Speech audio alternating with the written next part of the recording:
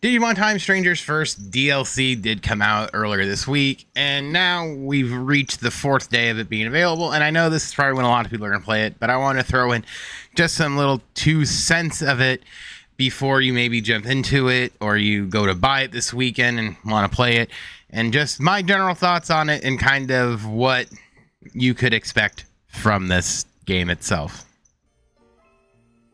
So to start this thing off, I do want to sort of get the band-aid off of it faster and sooner rather than later, is that the story itself is relatively short. It'll run you about an hour. I think the biggest parts of it will just be the battles and how your team is built. I know it says in the beginning of it, if you don't get it, talks about it being at endgame level. I didn't have a problem with the endgame stuff too much, and I didn't really grind a ton beforehand, so I was sitting in the 80s-ish after a couple of Olympus 12 boss rush runs, and that's kind of where I sort of sat at, and that seemed to work fine. But the story itself is relatively short. There are some spots where if you want to do some grinding, you totally can, all that fun stuff, but it is just going to be a shorter one. It's not this grandiose thing. I know some people have sort of said, well, it's a little bit longer than that. My LP of it, it's up on this channel, was an hour and a half, and that was me sort of taking my sweet time. So I think if you're just going through it, it's going to be about an hour. Now, a quick sort of broad overview of this story, for the most part, is it's a little non-exciting. You get Kodo Karemi, who is a different version of the Cyber Sleuth one. She's a little bit younger with her dad, Kira, and a little bit of the stuff. You see some more filling in the gap spots where it's sort of like, oh, Captain Karemi got attacked by a Digimon. You see that attack and stuff happen now. You get a lot of that. The main story really isn't too deep nor exciting. It kind of is railroaded, which was one of my fears that the story would be railroaded into like a telltale thing where it's sort of like A to B, and the filling and the stuff is just your fights, your battles and stuff. And that's kind of what it was, at least this go around, which for the most part, I'm not overly going to complain. It just feels kind of rough when if this is going to be the rinse, wash, and repeat kind of thing. It is going to be sour tasting grapes for a lot of people, just because you're paying really for the Digimon then at that point, and you're getting 5 for $10. So, well, 6, technically 16. So, I mean, it's a little hard of a pill to swallow.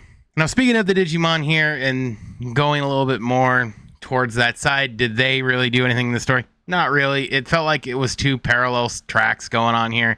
You had the Crest Garurumon, Blitz Greymon kind of thing going on here. Mainly them trying to free their partners from Millenniumon, and then the weird sort of offshoot thing was the Zed defeat Omnimon. So you're kind of playing with that, going with that there. You do get to use it in your party, but you don't control them. They kind of just operate on themselves alongside Aegeomon, who again operates by himself. A little odd.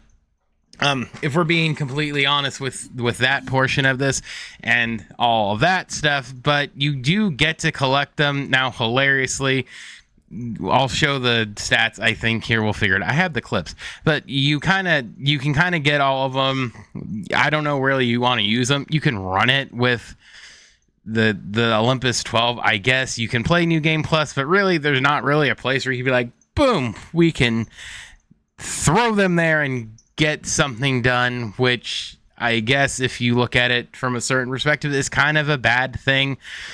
But again, it is just the first one, and I don't know if they're going to follow this same linear formula for the most part, because I'm going to be honest with you, when it comes to Parallelmon, they make him a threat, but they make him a threat in a very different way. It's not a threat in terms of like, oh, he's powerful and stuff. They treat him more as a kind of like a chaotic thing. And what I mean by that is when they talk about what he can do and what he does, it's not necessarily like, oh, he's so overpowered. It's just, oh no, he can just throw you around the universe, kind of like a dark slag from D&D kind of thing, and all this other stuff. So it felt interesting to say the least. And I guess if you're looking at it from a narrative point of view, it's the Digimon aren't the driving factor. They're just sort of the toppings on the pizza.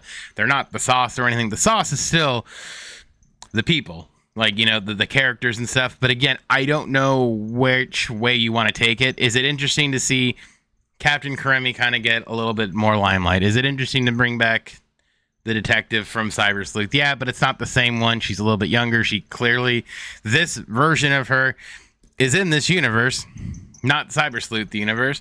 So we're not going to have like the fun little crossover there. But it's cool to see these pieces come together. And hopefully that leads to more stuff, because the last one is in this DLC pack is Asuna and Dr. Summers, which could be probably more interesting.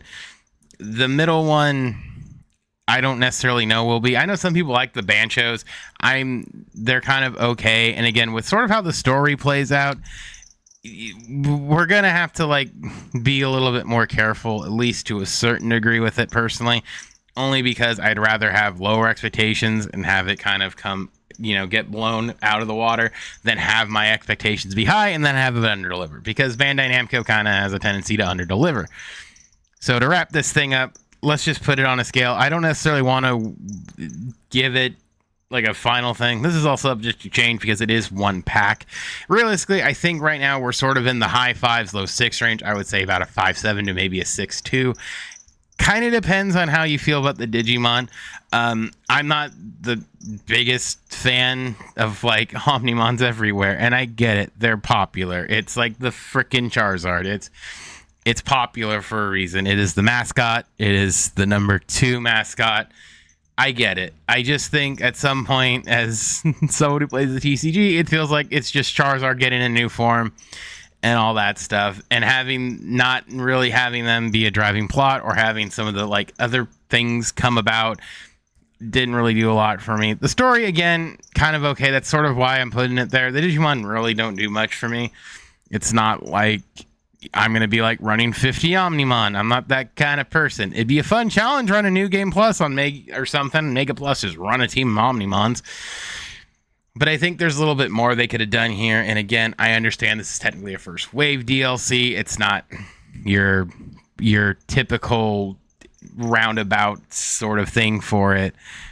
But an hour worth of content and a lot of that stuff seems a little underwhelming. But maybe this will change as things sort of goes on, and we'll kind of see what happens, because we kind of don't know.